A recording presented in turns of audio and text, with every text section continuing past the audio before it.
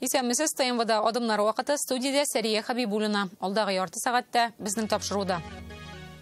Шәһәрдә дә, районнарда да госпитальләр тулы. Урамнары белән үләләр диюләре дөреслеккә туры киләме? Больницада да бар, авырып чыккан кешеләр дә бар инде беренче кеше. Килограммы 100 сумга җитте. Бу карабудай бәясенең соңгы тукталышымы? Бик каты кыйммәт дигән. Без пенсионерлар бит өйдә утырабыз. Мин авылга кайтам. Туган җирен алма бакчасы итәргә хыялланучы егетләр безнең репортажда. Авылда яшәп була, шәһәрнекеннән дә яхшырак яшәп була. Милләттәшләр җыелган җирдә бүген нәрсә татарның үзеннән генә тора? Татар теле турында сөйләшү һәм татар телендә сөйләшүдә зур аерма бар. Илдә коронавирус белән хәл катлаулана башлады. Бу атнада авыручыларның артуы, үлем очракларының күбәюе шуны раслый. Россиянең баш санитар табибы Анна Попова әлегә илдә чикләүләр кертү ихтыяҗы юк дип белдерде. Ә менә төбәкләрдә мондый адымнарны ясый башладылар инде. Саратовта мәктәпләр һәм башка белем учреждениеләре 11 октябрьгә кадәр өйдә торып укыячак. Монда ябылган мәктәпләрдә класслар да бар. Бүген Татарстан президенты Рөстәм Миңнеханов дистантка күчмәс өчен барлык таләпләрне үтәүне максат итеп куйды. Самое главное, чтобы все наши образовательные учреждения, вузы, техникумы, школы, садики, все должно работать. Но везде должен быть входной контроль. Если человек температуры есть какие-то сомнения, мы их отдаем. У нас в день 400-450 человек в школах есть, фильтр не проходит. Коронавирус һәм сезонлы авырулар белән хәл катлаулану сәбәпле яңа чикләүләр кертелү ихтималын бу атнада Роспотребнадзорның республика идарәсендә дә кире какмадылар. Хәзер узган көз белән чагыштырганда вируслы инфекциялар буенча күрсәткеч 1,5 тапкырга югарырак. Ил буенча бу атнада моннан 1 ай элек булган рекорд кабатланды. Тәүлек эчендә Россиядә ковид диагнозы куелган 820 кешенең гомере өзелә. Моңа әле диагноз расланмаган яки ковидтан дәваланганнан соң үлүчеләрне дә өстәсән шактый зур сан килеп чыга. Шушы шартларда республикада вакцина ясау бик акрын бара. Ул бу атнада да тәүлегенә 4000-нән артмады. Гәрчә прививка авыруны күпкә җиңелрәк уздырырга мөмкинлек бирсә дә. Рания Абдрахманова бу атнада Татарстан авылларындагы ковидлы тормышны өйрәнде.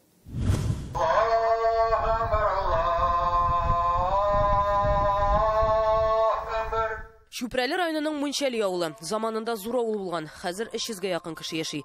Әмма урамда берсендә очратырмын диме. Коронавирустан куркып, күршене күрми. Авыручылар бар. Берәр кеше больницада ята инде.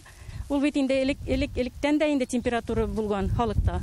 Авыручылар арасында инде төрле яшьтәгеләр. Бар урта яшьтәгеләр дә, бар картлар да. Авыл фельдшеры белән аралашып булмады, аның да температурасы бар икән. Шулай да рәсми рәвештә хәзер бу авылда бер генә коронавирус очрагы да теркәлмәгән. Беренче кеше бар инде температура белән авыручы, алар Касиберсе больницада да бар, авырып чыккан кешеләр дә бар инде беренче кеше. Но в основном температура белән, пневмония белән алар. Бездә ковид очрагы теркәлмәгән. Социаль шелтәрдә бу атнада менә шундый хәбәр таралды. Анда Мунчәли авылында 5 кешенең Чүпрәле хастаханәсендә ятуы, 8 кешенең авылда авыруы турында хәбәр итәләр. Иске Кәкерле авылында да шундый ук хәл диләр. Чүпрәле районының Иске Кәкерле авылы райондагы иң зур авылларның берсе. Биредә мәктәптә, мәдәният йортында, почтада 3 мәчет бар. Барлыгы 800-дән артык кеше теркәлгән һәм ел башыннан инде биредә 20 авылдашларын җирләгәннәр. Менә бу урамда рәттән яшәүче 3 күрше вафат булган. Олы яшьтәге әби-бабайлар авырганнар. Әмма берсендә дә коронавирус расланмаган була. Икесе район хастаханәсендә вафат була, берсе өендә. Конечно, бөтен дөнья буйлап таралган җир инде безнең авылга да кагылды. Аннан соң инде ул теге төрле челтәрләрдә бит инде төрле гайбәтләр йөри. Ул без инде бер күпме анарга ачуландык та. Ул урамы белән үлү дигән нәрсә дөрес түгел инде. Но үлүчеләр бар. Ләкин дә инде подтвержденный коронавирус түгел. Температура белән больницага эләккән кешеләребез инде шулай вафат булдылар, авылдашларыбыз. Аларның инде ничәгә тиргә кирәк яшьләр юк, күбесе 70-не узган, 90-не узган. Иске Кәкерледәге 5 зиратның берсе бу. Менә яңа каберләр. Кайсыларының шардуганын да, язуларын да куерга өлгермәгәннәр. 20 кеше менә шушы зиратларыбызда җирләнде.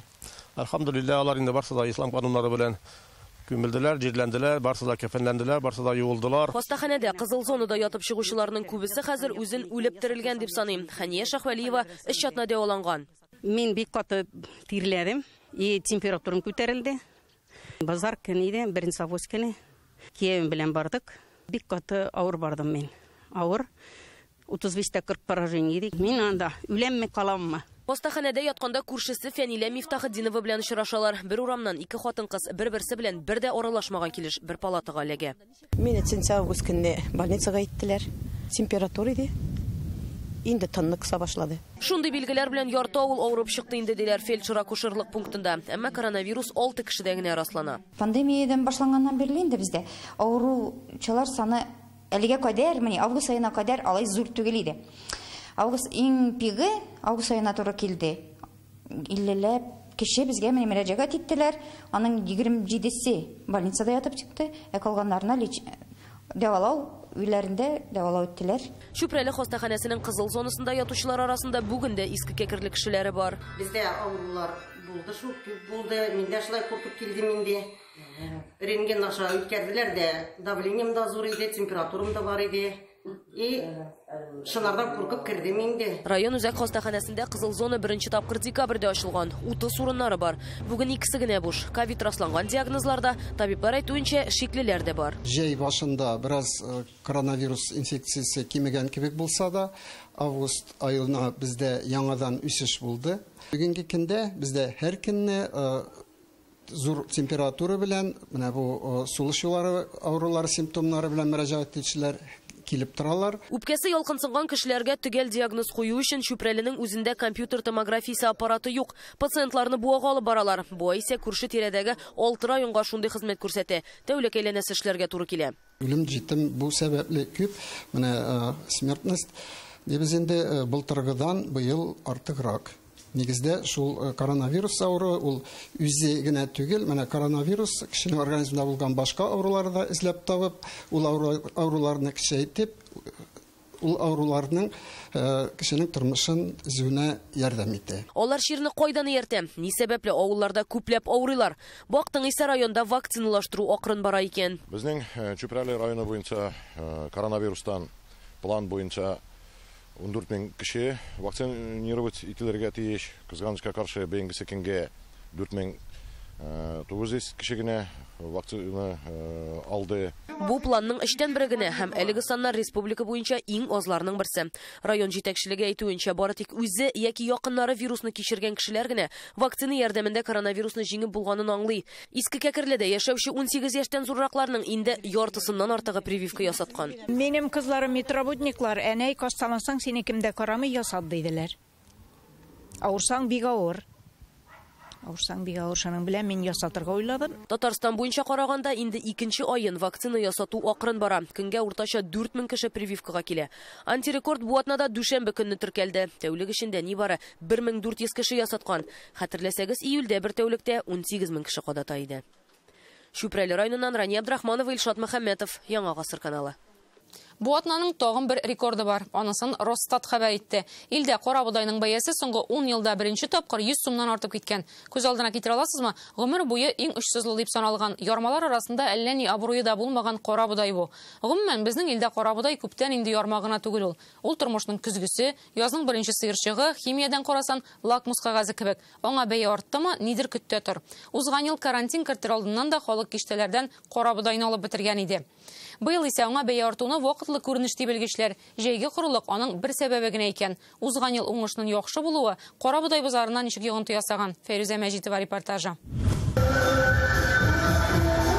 Шимбе иртәсе Агропромпарк Казанда ярминкә гөрли. Тик авыл районнар алып килгән азык-төлек базарында кара бодайны эзләп табу ансат булмады. Аны нибары бер урында саталар. Ул да булса бөгелмә.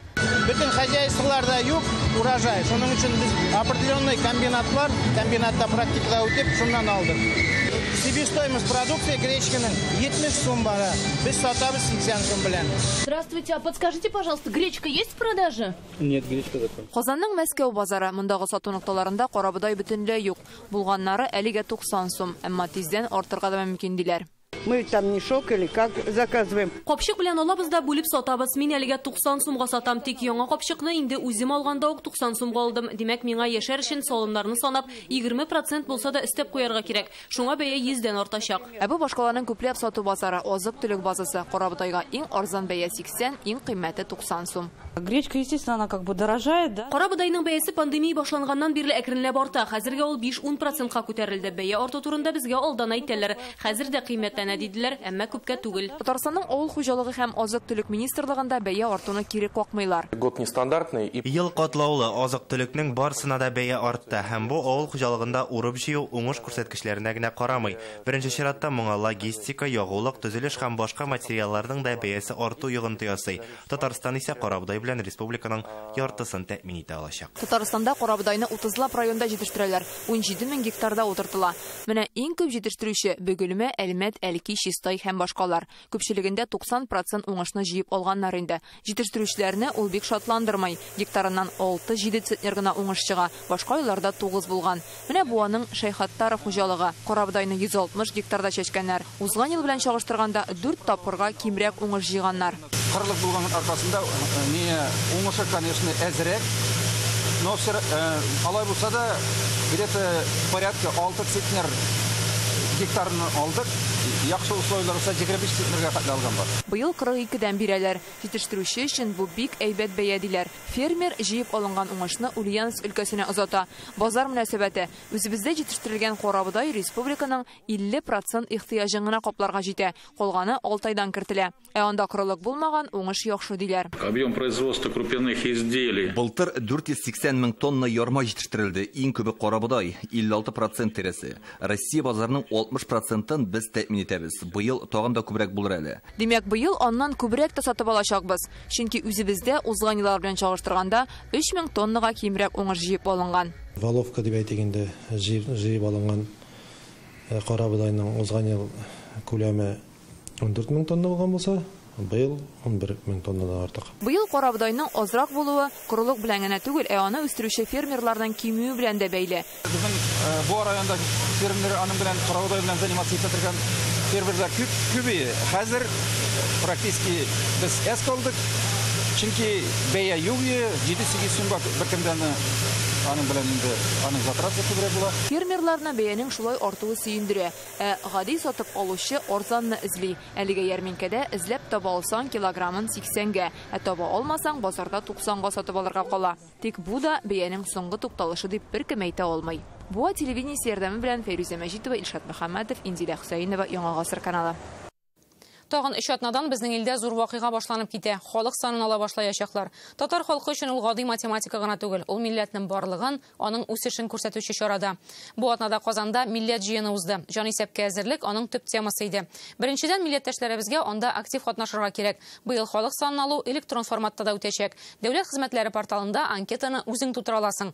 Моның бер зур өстенлеге арадашсыз гына мәгълүмат кертү мөмкинлеге. Икенче яктан сан алучыга мин порталда тутырдым дип бөтенләй битараф булып читтә калмау. Милли җыенда кабул ителгән резолюциядә җанисәп турында мәгълүматны халкыбызга җиткерү, аның мөһимлеген күрсәтү аерым пункт итеп язылган. Җыенда чыгыш ясаган язучы Каил Зайдулланың милли мәсьәләләрдә активлык турындагы сүзе белән әйтсәк, бер исән татар бар икән, хәрәкәт булачак. Татарны селкетүчеләр, хәрәкәт иттерүчеләр кирәк диде ул. Безнең илдә татар яшәмәгән төбәк бар микән? Сахалинда кояш байыганда, Казанда яңа көн башлана. Бу атнада сәгать поясларын алыштырып 500 татар тарихи ватанында очрашты. Күңел көр, кәеф күтәренке, туган җиргәләр гел сагынып кайта. Йөздә җиттилек тә бар. Алда бар татар дөньясы өчен зур вакыйга. Халык санын алу, кешенең яшәү шартлары турындагы күрсәткечләр белән бер рәттән татарларның төбәкләрдә ничек урнашуын, туган тел мәсьәләсендә үз билгеләнүен күрергә мөмкинлек бирәчәк. Аның нәтиҗәсенә карап, Россиядә яшәүче күп милләтле халыкның, шул исәптән татарларның социаль-мәдәни ихтыяҗлары ачыкланачак. Әлбәттә, безнең өчен халык санын алу, татарларның хисабы күпме булыр. Ул мәсьәләләр безнең барыбызда барчы. Менә без монда республика күләмендә бу эшне оештырырга безнең кешеләребез бар, ресурс бар. Безнең 3тән 1 генә Татарстанда яши. Әгәр дә сез булмасагыз, сезнең ярдәмегез булмаса, әгәр дә сезнең беләшмәс, бу эшне алып барып булмый. Шуңа күрә моңа хәтле сезгә таянып эшләдек. Мен бүген сезгә таянабыз, киләчәктә дә сезгә таянып эшләрбез. Сезнең хезмәтегез өчен, татарлыгыз өчен сезгә зур рәхмәт. Сезгә исәнлек саулык. Безгә белемлек кирәк дигәндә, шуны әйтәсем килә.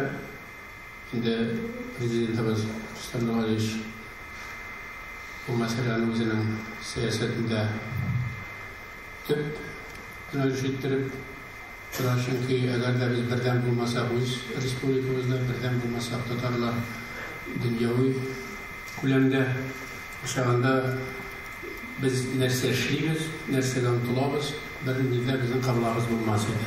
Шит өлкәләрдән килүчеләр өчен уртак мәсьәләләр бар. Алар милләтнең үсешенә йогынты ясый. Шуларның берсе төбәкләрдәге мәктәпләрдә татар телендә укытмау. Татар теле турында сөйләшү һәм татар телендә сөйләшүдә зур аерма бар. Татар белән очрашканда һәр вакыт эш сүз әйтергә кирәк. Исәнме? Хәлләр ничек? Син кайда киттең? Күп сөйләшмә файда юк. Менә шундый сүзләр. Сез үзегез белән сөйләшәсезме шулай? Идә сөйләшәм. Анаклар белән сөйләшәм. Балалар белән сөйләшәм. Катнаш никахларның артуында милләт киләчәге өчен борчылдырады җыенда катнашучылар. Шул катнаш гаиләләрдә бала туса, әнисе татар булса да, әтисе татар булса да, нигә баласы татар түгел? Нигә аны татар дип язмыйлар, татар дип тәрбияләмиләр, татар ясамыйлар? Ул кемгә? Кем аңа гаепле? Кем тыя? Аңа безгә. Аны бер дә тыймаган. Татарны төрле төркемнәргә бүлгәләп, үзара аерырга тырышу, халкыбыз тарихын башкача тәкъдим итү мисаллары һәм мондый хәлләр җанисәп алдыннан килеп чыга ди җыен делегатлары. Безнең өчен генә түгел, ул киләчәгебез өчен, тарихыбыз өчен җаваплы дип әйтәм, шушы миссия җанисәп алу, халык санын алу.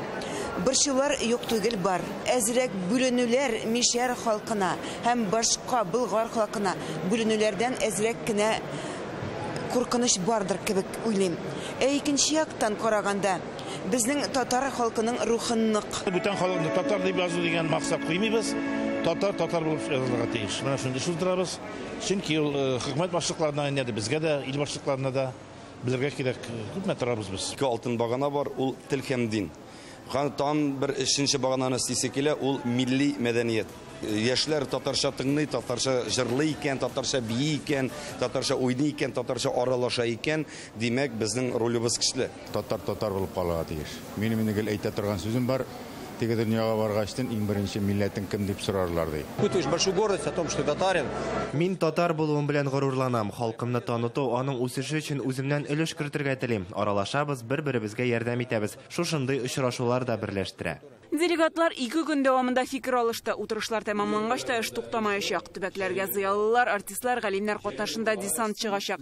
Һәр татар гаиләсе җанисәп буласын белеп, анда үз сүзен, ягъни кемлеген әйтергә тиеш. Өйгә саналучы килгәнчә, я дәүләт хезмәтләре порталында анкета ачканча, булган сорауларны гаиләдә утырып фикер алышырга тәкъдим итәләр. Гаилә советында утырып сөйләшергә кирәк. Әйтергә кирәк.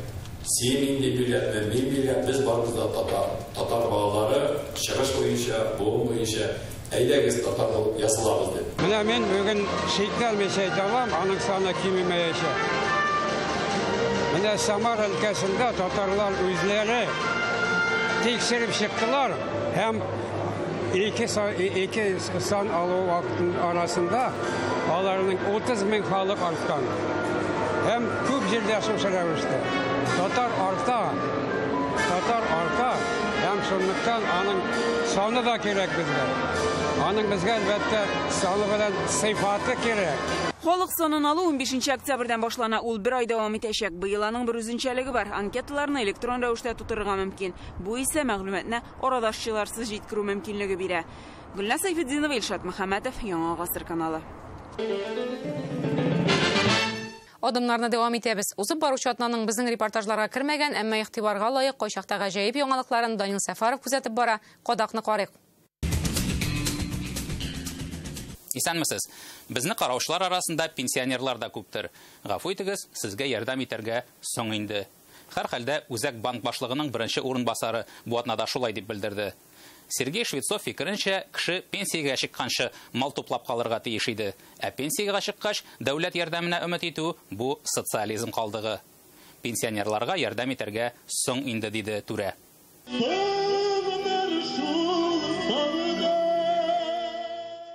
Ә без хәзер нинди чорда яшибез?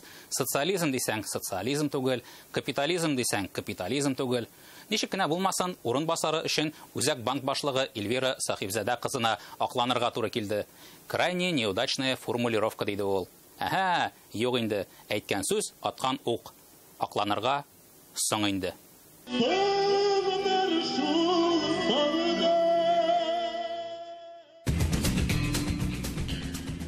Беренче уку айы почти тамам. Борчылмагыз балалар, уза да китә ул. Укуның беренче 10 елыгына авыраның. Сезнең әле ярый мәктәбегез бар. Красноярскида укучылар әнә кырда белем ала. Әбишәт иткән мәктәпләре төзелмәгәч, менә шушындый флеш-моб үткәргән алар. Безнең ачык дәресләр ачык дәрес булмаган икән. Менә монысы чыннан да ачык дәрес. Очень плохо. Да. Никуда не годится.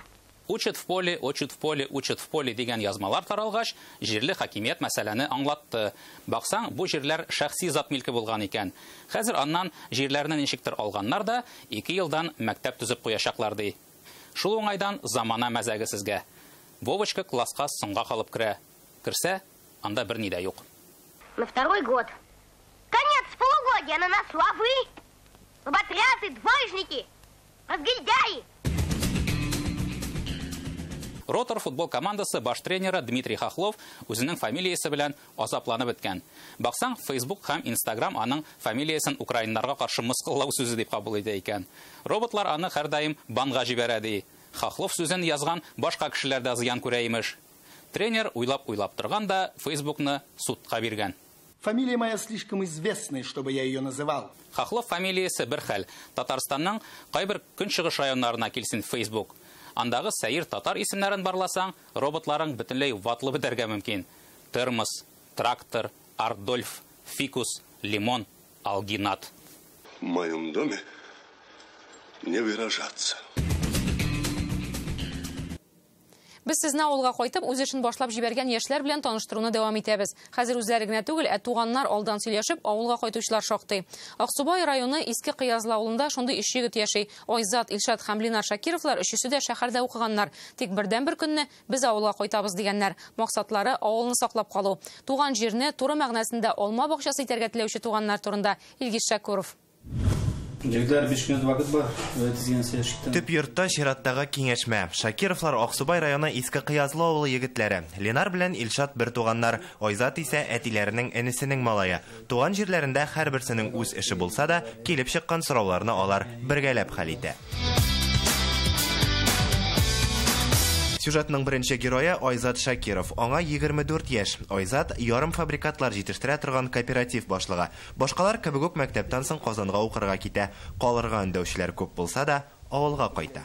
Авылда да яшәп була, вот яшьләргә иң авыр аңлату шул.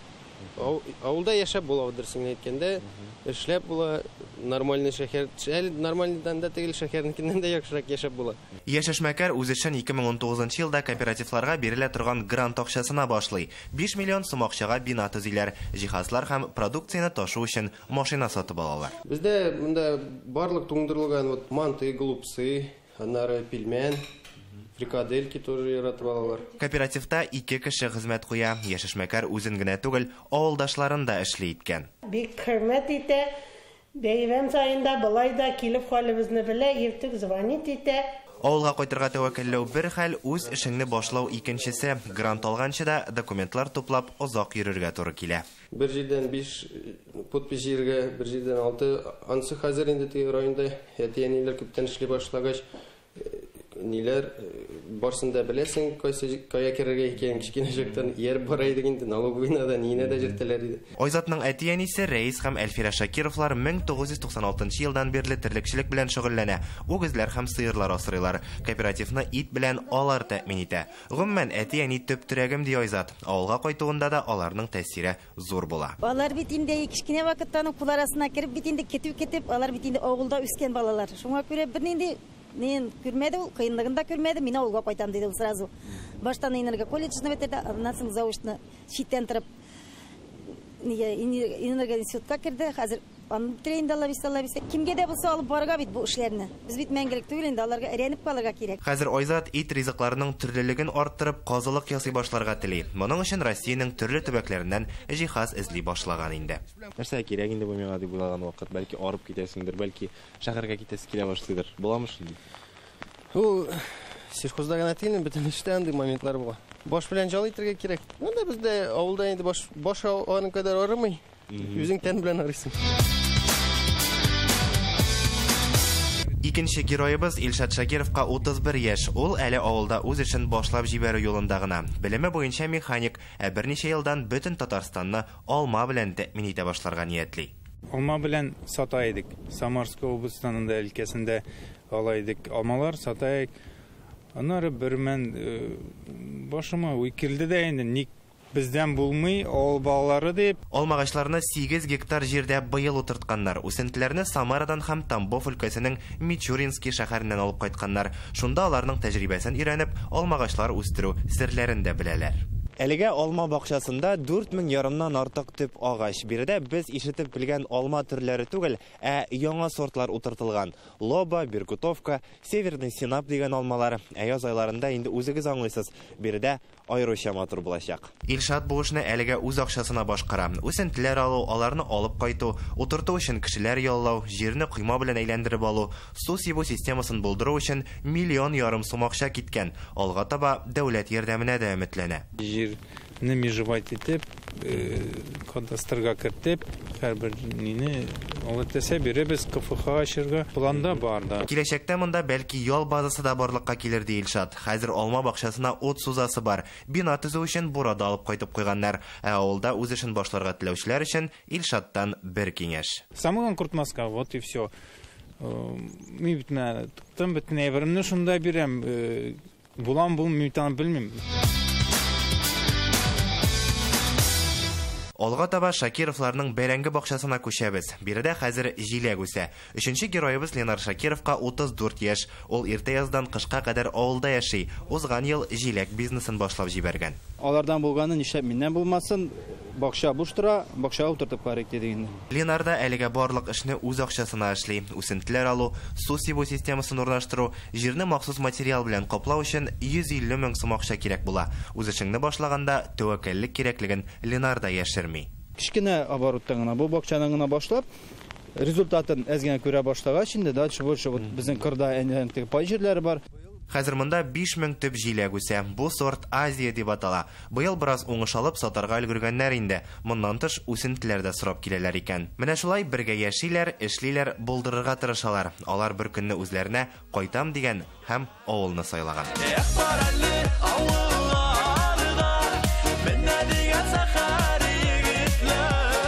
Аксубай районыннан Илгиз Шәкүров, Рәмзил Гарипов, Яңа Гасыр каналы.